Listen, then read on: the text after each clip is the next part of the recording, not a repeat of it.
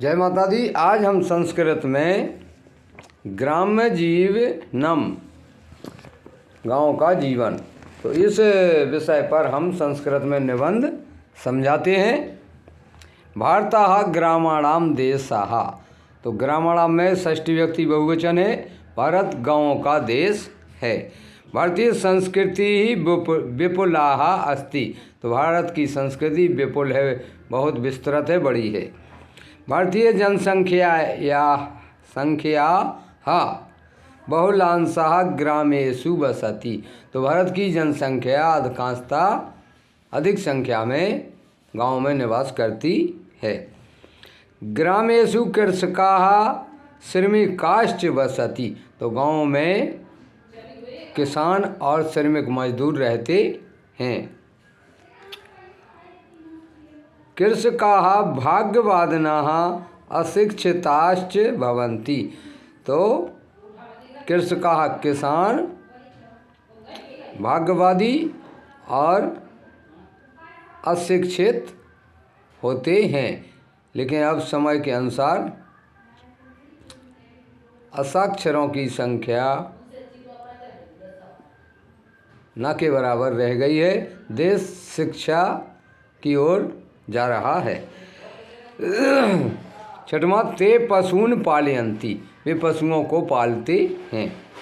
सातवां, धेनोः वत्सा क्षेत्रकर्षणे उपयोगिनः भवन्ति, तो धेनोः का मतलब गायों के बछड़े क्षेत्रकर्षणे, खेती के कार्य में उपयोगी होते हैं। आज भी कहीं कहीं बैलों का उपयोग किया जाता है, तो वैसे मशीनरी योग हो गया तो कम होता है। आठवां, प्रभाते सायंकाले च नदी पर्वतयोः शोभा हृदयं रंजयति, तो सुबह और सायंकाल में नदी और पर्वतों की शोभा हृदय को आनंदित करती है। अतएव कथितम, इसलिए कहा गया है, अहो रम्यम ग्राम जीवनम, अहो रम्यम ग्राम जीवनम, या ग्राम्य जीवनम लिख सकते हैं। तो अहो धन्य है गाँवों का जीवन। ग्राम्य लोकगीतानि मनोहराणि संति, या मनोहराणी भी कह सकते हैं, लिख सकते हैं। तो ग्राम्य लोकगीतानि, गांव के लोकगीत मन को हरने वाले हैं, मन को प्रसन्नचित करने वाले हैं। मनोहराणी। ग्रामे ग्राम सभा अपि वर्तते, तो गांव में ग्राम सभा भी होती है। ग्रामे प्राकृतिक सौंदर्य वर्तते, तो गांव में प्राकृतिक सुंदरता निवास करती है, प्राकृतिक सुंदरता होती है, चारों ओर हरियाली होती है।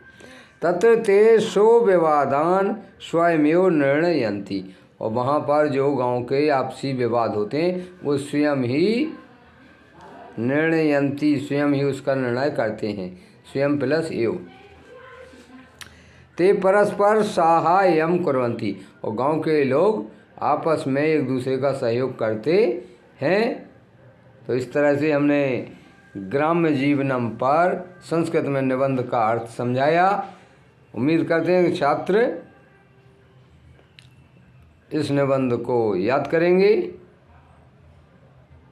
कुछ शब्दों के और अर्थ बताते हैं, जैसे भवंती का अर्थ होता है होते हैं, इसमें भू धातु है, प्रथम पुरुष बहुवचन है। धेनु हो, इसमें षष्ठी व्यक्ति है।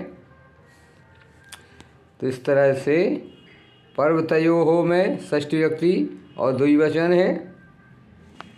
जय माता दी।